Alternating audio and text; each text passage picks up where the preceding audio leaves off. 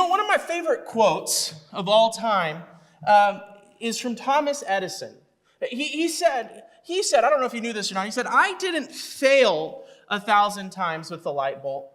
The light bulb was a 1,000-step process. And that's from Thomas Edison. And I think it's a great opportunity because I think one of the biggest problems we have as people is we hate failing, right? Unless we have people who love failing. Anybody love failing? No, I don't think so.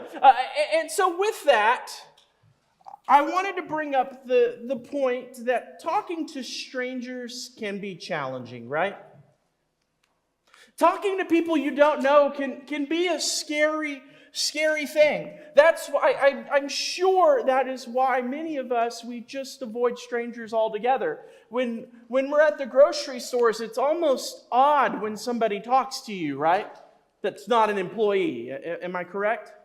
Now, can you imagine, though, if we take that process just a step further and we thought about the idea of having spiritual conversations with strangers? Now that's even more scary, right? It could be daunting. We could be terrifying because we start to give ourselves thoughts. Maybe some of you have said, well, I am not good enough. Or what if I don't know enough? That's a big one. What if somebody brings up a question in the Bible that I don't know? It reminds me when I was in community college at Grayson County, there was this point, and I was in English class, and I did something on Christianity, and I was telling them about it, and then people started asking me questions that I didn't have answers for, and it scared me to death. And you know what I would have done now that I didn't know at the age of 18 or 19 or maybe even 20, I don't know how old I was an age. I would have said, I don't know, but let me go back and look at it. But instead, I was like, I have to have an answer right now. But it was terrifying. It was scary. I remember sitting up at a podium as people are asking me questions, shaking, that I didn't have an answer for, but I knew that I loved Jesus, and I wanted to share it with my class, but I was terrified because there was things that they were asking that I didn't have answers for. So we wonder, what if they ask questions I don't have answers for? That's scary, isn't it? So I don't know enough. What if they don't talk to me anymore? What if they think that I'm weird? What if I go in and they don't want to be my friend because I'm bringing up spiritual conversations? I remember when I moved to Oklahoma Christian and was starting college there, I was like every other freshman in America. I didn't know anybody. And so I knew that whatever I brought forward was going to mean that whatever my friends group was going to be. But I also realized that, man, I can't live in fear, and I've just got to be myself, and I can't be anybody else. And so it was important then, just like, well, what if people don't like me? Well, if they don't like me, then they don't need to be my friend anyway, right? Because isn't Christianity kind of important to you? I would hope so. But what if they don't like me? Or we mentioned at the beginning, what if I fail? Oh my goodness, what if I fail? What if this conversation is a failure? Well, remember Mr. Edison. He didn't fail making a light bulb 1,000 times. It was just a process that took 1,000 steps. But really, if we're being honest to ourselves, they're then asking, well, what is the safest approach to having conversations about Jesus? That's good, right? Well, the best answer is just not to have conversation at all, right? That's got to be the safest way. That way I don't break any of these lists that I'm worried about of the whole thing of like, what if it goes completely wrong? Well, I won't have to deal with it if I don't do it, right? And if we're being honest, maybe many of us, we have dealt with this. And our solution to having spiritual conversations is to not have them at all, right? If we're being honest with ourselves. Because if I were to sit here and ask you right now, by a show of hands, and I won't because I don't want to embarrass anybody, But how many of you have had deep spiritual conversations with people that you have worked with, or people that you are close with, or even maybe had some kind of spiritual conversation with people in your family? I'm sure there are going to be some of you, but surely not this church, right, that people would not raise their hand. Because we think about the list that I just brought up, and the safest way to avoid that is to not have the conversation, right? But I do want to be practical with you guys, and I love how Jesus approached spiritual conversations. And we have a prime example of that. If you've been keeping up in our book, you know exactly where we're going, but we're going to be in John chapter 4, and we're going to be looking really at the practical approach that Jesus had with the woman at the well. And so I want us to go through that and look at that, because we are going to be in John chapter 4. We're going to be looking at verses 1 through 26. Again, that's John chapter 4, verses 1 through 26.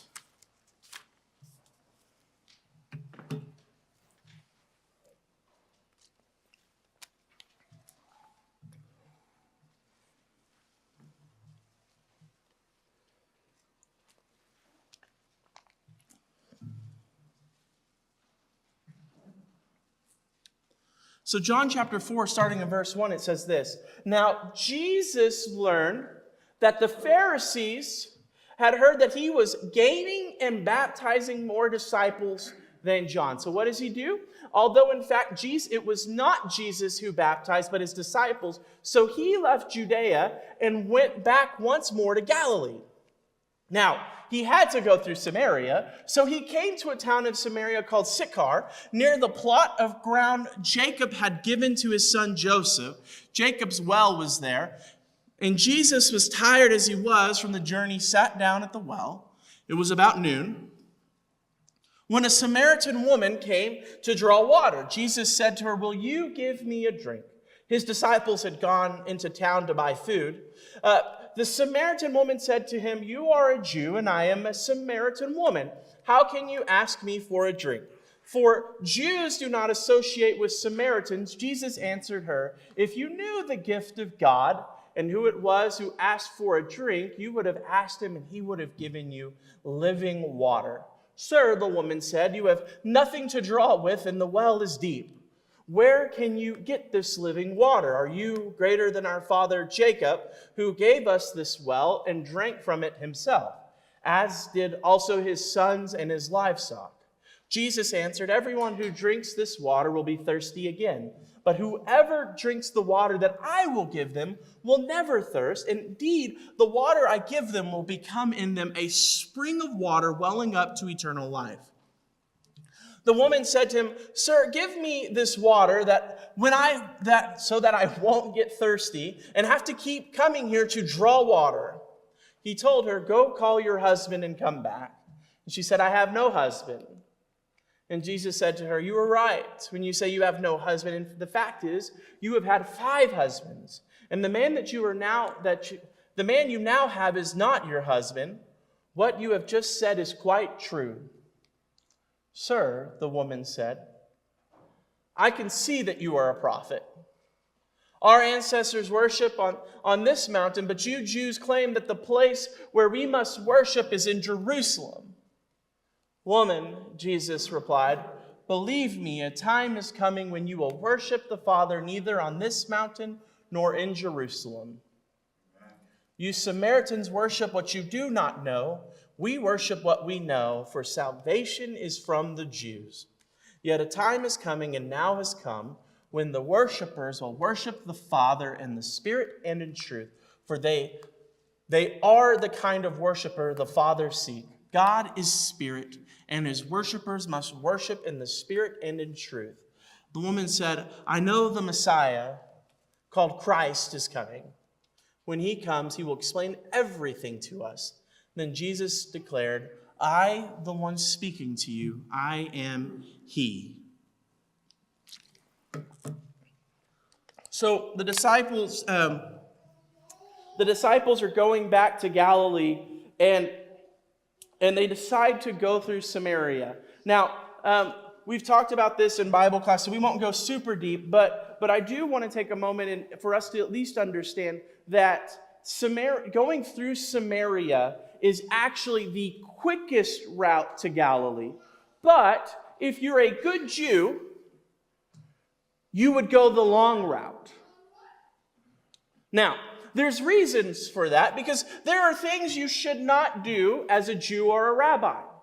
And there's two big ones that are culturally acceptable and not acceptable. Number one, you do not talk, if you're a Jewish man and you're married, or actually really any Jewish man, you do not go out and talk to other women. You just don't do that. Actually, some might argue that's probably a good thing sometimes to do in your life. It keeps you out of trouble. But if you're a good Jew, you do not go and talk to other women that are not your wife. And that also is even more relevant if you're a rabbi, a Jewish teacher. You do not go out and speak to other women who are not your wife, especially alone. And number two, there's another thing that you should do if you're a good Jew or a good rabbi. And you know what that is? You don't go to Samaria. Okay? That's important. You just don't go to Samaria. Why, Darian? Because Samaritans are the bad people. And so they are different. And so you don't go through Samaria and you don't speak to people who are not your wife. So Jesus, being the great Jew and teacher that he was, he's sitting at a well.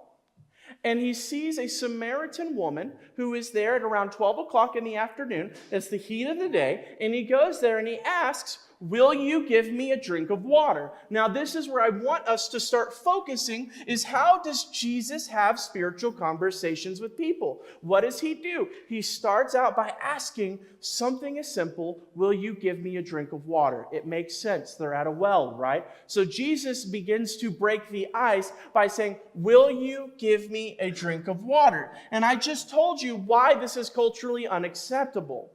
And we can start thinking about problems with this woman and everything else. And I think it's reasonable that that is there. Because she is there in the heat of the day. Nobody else is there. It's just Jesus and a woman at the well. "Will you give me a drink of water?" And of course, then this starts a conversation and they go back and forth. And she says, number one, she understands the cultural awkwardness of this, because what does she say? "Hey, you are a Jew and I am a Samaritan. Why are you speaking to me?" And then I love what Jesus does. He takes the start of the conversation, or the opening of the conversation, and what does he do? He says, "If you had known who is speaking to you, you would have asked, and I would have given you living water." Now, what is Jesus just done here? He has moved this conversation from superficial, or a start of "can you give me water," to now I need you to understand that I can give you living water. What he's done here is he's moved this from a normal conversation to a spiritual conversation. Because he is now telling her, "Hey, I can give you living water," or what that means is I can give you eternal life. And so then that leads to the next question. Well, are you greater than Jacob who dug this well? And so she's trying to understand, is he greater than this? And I love what Jesus says. Hey, all who come to this well will be thirsty again. It's a proven fact. You keep having to drink, but the water I give you is living water. You will never thirst again. You will be spiritually filled. In other words, you will know where your eternity is if you come and take the water that I offer you. Now, there's so many different things that we could go through and we could talk about. We could talk about the idea that Jesus, God in the flesh, would be speaking and offering a Samaritan living water. We could talk about that. But I don't think that's important, but I don't think it should be lost on us that what Jesus is offering living water to some of the greatest enemies of Israel all time. I think we can't miss the sight of that in what Jesus is doing, because there's power here. But Jesus saw a woman who was alone coming to a well at 12 in the afternoon, or 12 o'clock. A place you shouldn't be, a place where really you're only going there for certain reasons or whatever because you're maybe an outcast. And Jesus is doing what he shouldn't do, which I love Jesus. He does a lot of things that he shouldn't do a lot of times, but it's for the greater good. And he says, if you knew the water that I was offering, you would have asked for living water, and I would have given it to you. And then the conversation continues on, and then he tells her, go call your husband. And then what happens there is she says, I have no husband. And I love what Jesus does. That is a great way to approach things. Things were going really good until he said, you're right. You have no husband. You've had 5 husbands. And the person you're with now is not even your husband. Wait, why would he do that? Because I think it's important for us when we are loving people and building people up, we have to eventually get to the personal things, do we not? I wish everything was sunshine, roses, and daisies all the time, but eventually we have to address sin. And what is Jesus doing here? You're right, you have had 5 husbands, and the man you're with is not your husband. And so Jesus moves from the personal to the spiritual. To the start to the spiritual to now it's personal. Now we're dealing with with her life and is approaching this. And so this continues on, and she then starts asking about, well, where do you worship? Now, our author talks about that it's usual and it's common for when things start getting awkward. And let's face it, if you're going over there and calling out somebody's sin or whatever it may be, it's going to get awkward, right? And so the conversation shifts to the place of worship. Now, I don't know if I fully agree with that, but in this case, it does make sense. So it shifts to, well, where should we worship? I can see you're a prophet. The Jews say we should worship here, and we worship over here on this mountain. Where is the right place to worship? That's a good question, right?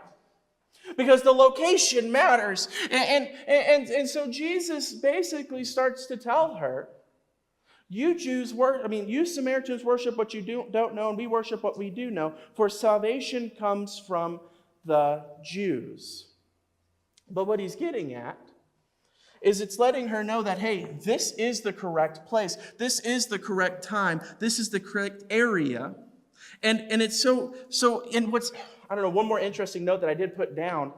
When we're looking at the 2 different sections of Samaria, so the Samaritans are 10 tribes of Israel, and the Judah is two, and I guess 2.5 if you count the Levites as a tribe. But it's the tribes of Benjamin and the tribes of Judah, and then the other 10 the Samaritans would have descendants from the other 10 tribes. And so it's very fascinating that Jesus is saying, hey, salvation is from the Jews. In other words, salvation is coming from those who are from the tribes of Judah and Benjamin and those Levites. Why is that? Well, if you remember back whenever things split, when the great split or the civil war of Israel happened, the 10 tribes went over there, and then the others stayed faithful to Rehoboam. And God also made a promise to the tribes of Israel that when it says, if you will be faithful, I will also make your nation. I will also bless you. You will be blessed and it will be great. But as we understand from history and what our Bible tells us, is that they did not follow God. And the only reason I believe that the Judah lasted as long as Israel is because God made a promise to David. And so God made a promise that there will always be somebody from David on the throne. And Jesus comes from the line of David. And so you see a separation here, because the question that she has is, well, should we worship in Jerusalem or should we worship here? And Jesus is starting to bring her in and understand, no, the Jews are correct because salvation is coming from the Jews. God's promise lies on the promise that he made to King David. Everybody following with me? And so what happens, but he then leads her to this next part, is the hour has come. And the hour is now here that really it will not matter where you worship, what you wear, or whatever you do, because it's not going to matter where you worship, but it's going to matter who you worship. And that is the good news. In other words, what he's saying here is that you Samaritans don't have to be lost anymore. You don't have to be cut off. You don't have to be divided, because it's not going to matter where you worship, but it's going to matter who you worship. And God has the ability to change everything. And I love the story that we have in the New Testament of how God brings salvation to the Samaritans. It is amazing how he does it. And so it's important we start to see that beginning here with Jesus speaking with the Samaritan woman, but then we see that continue all the way to Acts. It's amazing. And I would ask that you go back and look at that. It's such a fascinating thing. But basically, Jesus started the conversation. Can you give me water? And then he moves to spiritual things. If you knew who was asking you, he would have asked, and he would have given you living water. And then he moves from the spiritual to the personal and starts dealing and working with the actual issue that is at hand here. And then he finishes with giving her the good news. I mean, living water is great, but also he's letting her know that there's going to be a time, and it's now here, where you worship doesn't matter, but it's who you worship. And make sure you are following God and being faithful to God. And then what happens? It's amazing. It's an amazing thing. As the John 4 ends, you see the change that happens. She goes off and she tells all of those in Samaria, "Come and see the man who has told me everything I have ever done. Could he be the Messiah?" And you know what happens is the Bible tells us from this story, and this is 39. I'm not going to read it, but 39 through the rest of the chapter, it's really going on. 39 through 42. I can't read. We discovered this earlier. That many Samaritans came and believed because of her testimony. It's amazing when God enters our lives, how quickly things shift and spread. Come and see a man who's told me everything I have ever done. Could this man be the Messiah? And then that text starts to end by with the Samaritans gathering and saying, "We no longer believe because of what you said. We now believe because of what we have seen." And it all started with a conversation at the heat of the day at a well. And so I truly believe that Jesus gives us the best method to have spiritual conversations. Because what that means, though, is that we cannot be afraid of conversations, of having spiritual conversations or having any conversation with one person at a time, because we don't know what God is going to do. And the biggest problem that I have noticed, we went through the beginning of the sermon and we started having those questions about, well, what if I'm not good enough? What if I don't do this? What if I fail? What if I, whatever? You know the big thing that I've said in all of those words? If all we're focusing on is me, we are not focusing on what God has given you, the mission that God has placed in front of you to go and have conversations. You know, what that means then is we need to start conversations. Jesus started it with, "Can I have some water?" What is yours? Well, how about the Cowboys? How are they doing? How about the weather outside? Man, that is an interesting car you have out there, neighbor. Can you tell me a little bit about it? Wow, Scott, how do you keep your grass so green? Number 3, do you illegally import it from different places, your grass that you have in your backyard? Because nobody should have grass. What is it? It's so simple, guys.